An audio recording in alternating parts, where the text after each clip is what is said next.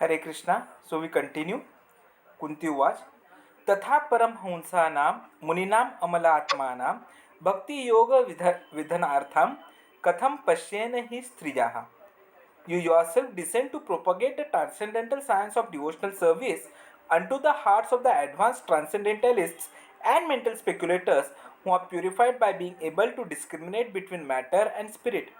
How then can we women know you perfectly? तथा परमहंसानां मुनीनाम् अमलात्मानां भक्ति योग विधानार्थम कथम पश्येमा ही स्त्रियः. Srimad Bhagavat 1.8.20. Even the greatest philosophical speculators cannot have access to the region of the Lord.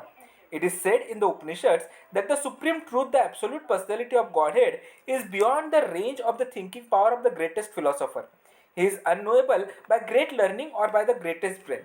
He is knowable only by one who has his mercy. Others may go on thinking about him for years together, yet he is unknowable. This very fact is corroborated by the queen who is playing the part of an innocent woman. Women in general are unable to speculate like philosophers, but they are blessed by the Lord because they believe at once in the superiority and almightiness of the Lord, and thus they offer obeisances without reservation.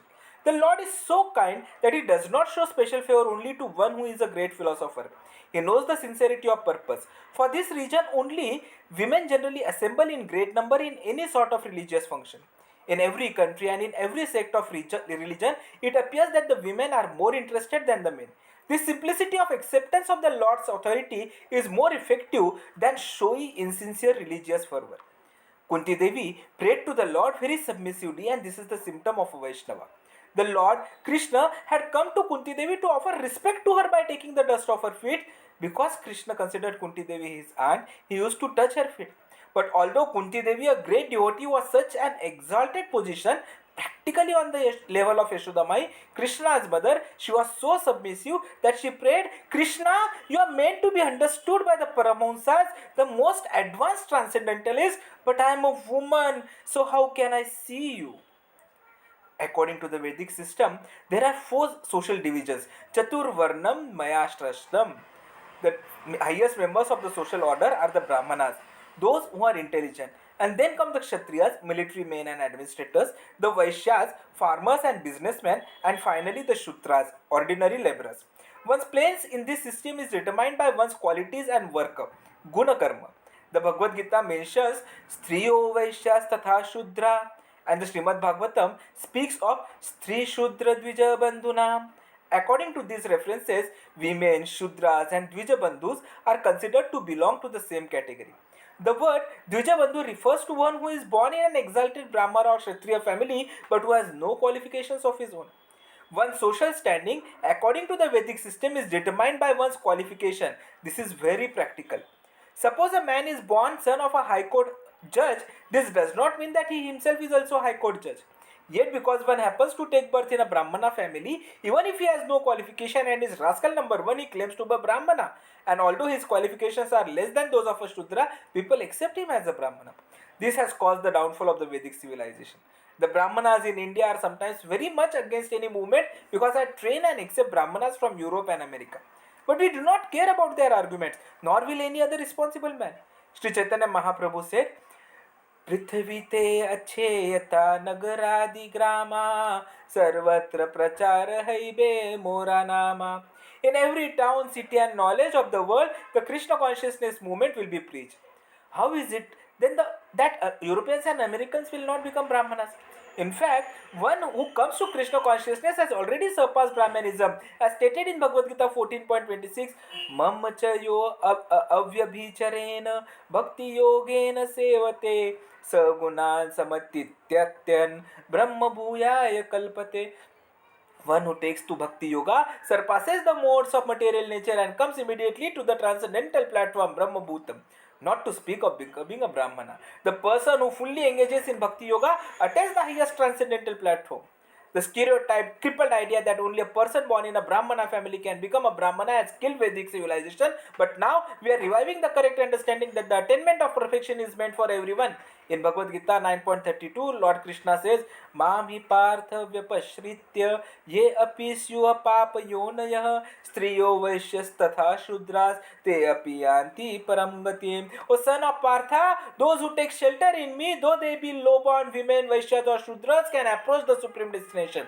Thus, although women, Shudras and Vaishyas are ordinarily considered to belong to a lower class, when one becomes a devotee, he or she goes beyond such designations.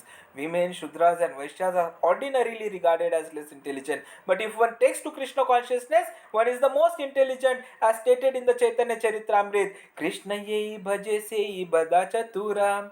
And Chaitanya Mahaprabhu says, ये रूपे ब्राह्मण भ्रमिते कौन भाग्यवान जीव Guru Krishna Prasad Paya Bhakti Lata Bij. Among all the living entities wandering throughout the universe, one who is very fortunate receives by the mercy of the spiritual master and the mercy of Krishna the seed of devotional service. Chaitanya Charitamrita Madhya Leela 19.1.51. The Krishna consciousness movement does not consist of rich unfortunate men. No, it consists of the most fortunate. One who has taken to Krishna consciousness is to be considered the most fortunate because he has found the way to act so that his life will be perfect. One who is Krishna conscious and discharging his duties nicely is the most fortunate and the most perfect. This is humbly stated here by Kunti Devi. Although Kunti had the body of a woman, she was a devotee. Therefore, she was not like an ordinary unintelligent woman. Rather, she was the most intelligent, for she recognized Krishna to be the supreme Godhead. He has come to me to offer me respect, materially appearing to be my nephew, but he is the supreme personality of Godhead. Therefore, in a previous verse she said, Alaksham sarva bhutanam antar bahir avasthitam. You are not seen by ordinary men, although you are everywhere inside and outside. In another verse also she said, Na lakshyasya mudhadrishaham. Fools and rascals cannot see you. This indicates that Kunti saw him. Unless she were able to see Krishna as he is, how could she say Na lakshyasya mudhadrishaham? She also said, Prakriteh Param, you are transcendental to this material creation. Now here also in this verse, Kunti continues to express herself with humility. This humility is very good in devotional service. Therefore, Krishna Chaitanya Mahaprabhu teaches us, Trinadapi sunichena tarorapi sahishnuna. One should be more tolerant than the tree and humbler than the grass to make progress in spiritual life. This is necessary because for one who is living in this material world, there will be so many disturbances, just as if one were traveling on the ocean. One cannot expect a very peaceful situation on the ocean. Even a big ship may also be unsteady, and at any moment there may be tumultuous waves. Similarly, in this material world, we should always expect danger. One cannot expect a very peaceful life within the material world. The Shastra, the Vedic literature says, Padam Padam Yata Vipadam, Bhagavatam 10.14.58. At every step there is danger. But if one becomes a devotee, then one can expect Mayam Netam Tarantite. If one takes to Krishna consciousness, in the beginning there will be many disturbances caused by Maya, the material energy of illusion. Maya will test us to see how firmly we are fixed in Krishna consciousness because she is also an agent of Krishna.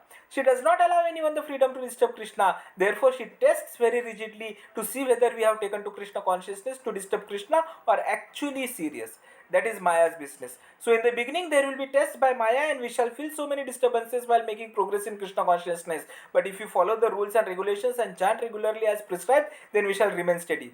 If we neglect these principles, Maya will capture us immediately. Maya is always ready. We are in the ocean and at any moment we may be disturbed. Therefore, one who has not disturbed at all is called Paramhamsa.